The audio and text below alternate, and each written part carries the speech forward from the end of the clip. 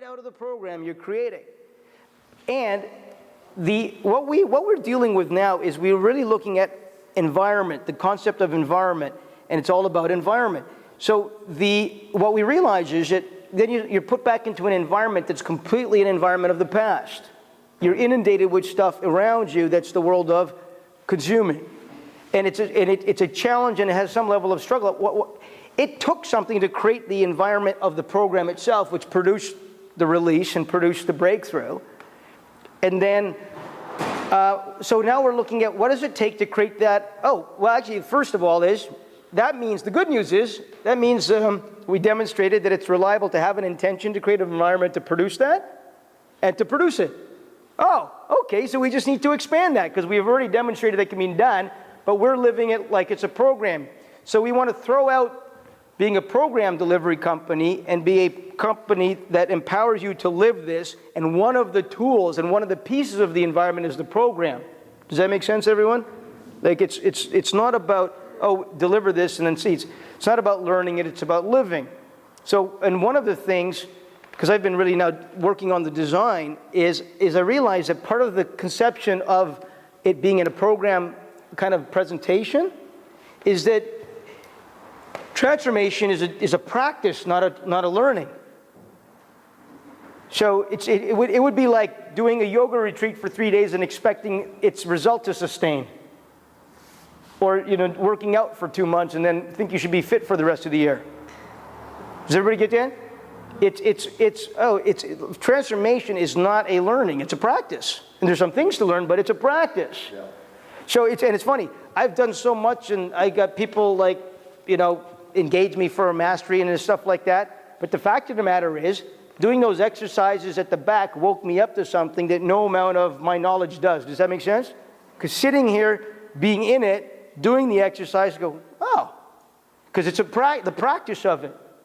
Doesn't matter how masterful you are if you're not in the practice of it. So we really realized that we need an architecture and a design where you're in the practice of it, and just the delivery of the program is not really the practice, not the living of it. And it's about now you saying, wow, here's what I got in touch with in the program, that it could be like this. And then, but what does still exist, and is we're developing more things and continue to create and invite your creations and suggestions is, oh, and here's the environment of structure where I step into it. What we want to be able to do is to be accountable. When you say, this is what I want to create with my finances, this is what I want to create in my relationship, I really see it's possible, is we actually continue to provide the structures, the continual programs, the coaching, the environment, the community, the sessions, whatever it's going to take as a reliable level till that is fulfilled. So it's get a life, it's actually get a life, it's actually get it. It's actually have the life that you want, not learn how to get it, but actually get it. Do you get the difference? It's a completely different world. And we realize that we need to change the perspective of, let me learn something. And one of the funniest things we're dealing with is the effectiveness of the programs. What do I mean by that? Well, it's a problem because even in the current design, it still provides something. People are like, well, I got value from it. and so there's a point almost where that works against us. But yeah, we did. You got something, but what's really possible is this world of living all of it versus learning it. And at the very least, you've had that experience of what level it can be at, and it's an environmental and architecture conversation. What the purpose of Get a Life is to create the structure and an environment and a community. You could say they're all the same thing that keeps you creating. Keeps you creating and keeps you creating and keeps you creating. It doesn't even matter what you're creating, it matters that you're creating, because when you're creating, this will be your experience of life. And then you choose today, oh, you know what, I think I'd like to be creating with my business. I think I'd like to be creating with my finances, whatever it is. And we're also going to, when he says, and have a lot of fun along the way, we're going to deal with you with a paradox. And the paradox is this. You know how they're asking, what do you want?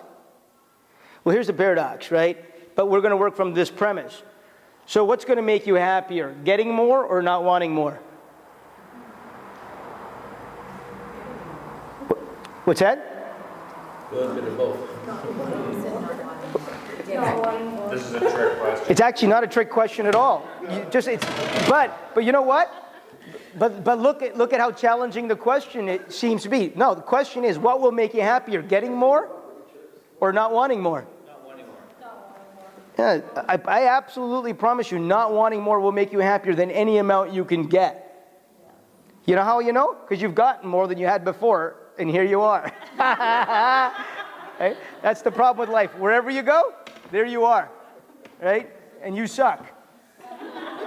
Right? Nobody, I actually discovered very clearly that nobody is more annoying or boring than me. You know, when you listen to your own dialogue, when was the last time you had something new to say to yourself? No, but really, if you didn't listen to yourself, you would never be unhappy? Do you know that? Because life is the way it is, then you go, oh, it shouldn't be this way, now you're unhappy. When you have your attention on yourself, you make yourself miserable. You're here in this consuming thing. Do you know you can have like a most miserable event, like, the love of your life broke up with you and you're like so devastated, and it's like so painful and you can't stand it. If you were in that state and I said, hey, listen, can you help me? I can't read what that sign over there says. Can you tell me? And for the 4 seconds you were looking at that sign and focused on it, you wouldn't be miserable. Because your attention wouldn't be on yourself. So you're the source of all that. So not wanting more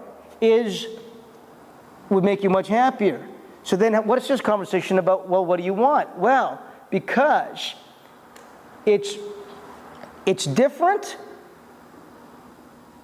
to say, hey, my life is great, let's go skiing or let's go on a vacation.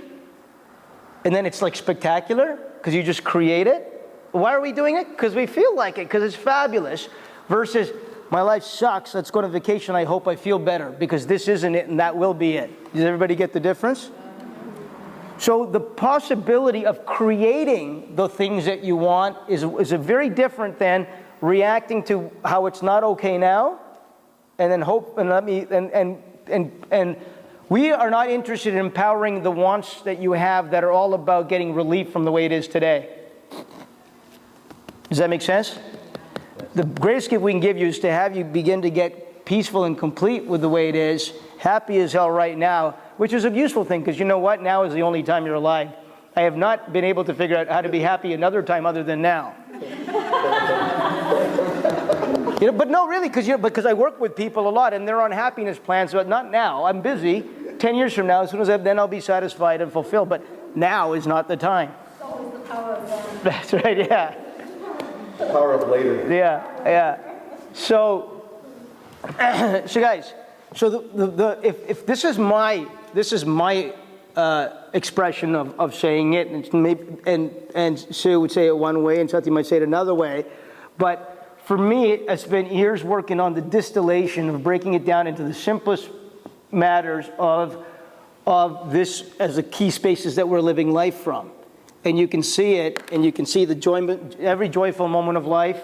It's so simple. And for us, the possibility is to not deliver programs, is to provide the structure where you get to live a creating life, a life that you've created, you live a created life. Because you know what? No matter what you say is your goals right now, with us you'll achieve that in 9 months, whichever, this one, that's not going to be it. Then you'll want to create something else. Does that make sense? You know what we were talking about, because we've been talking about it like the analogy of building your dream home, because you want to build a life you love to wake up in and you love it. I said the only way the analogy is different is that at one point you finish your dream home, but actually then I realized you don't, because now I understood my mother, which is every time she got my father to renovate the house just the way she wanted, we moved.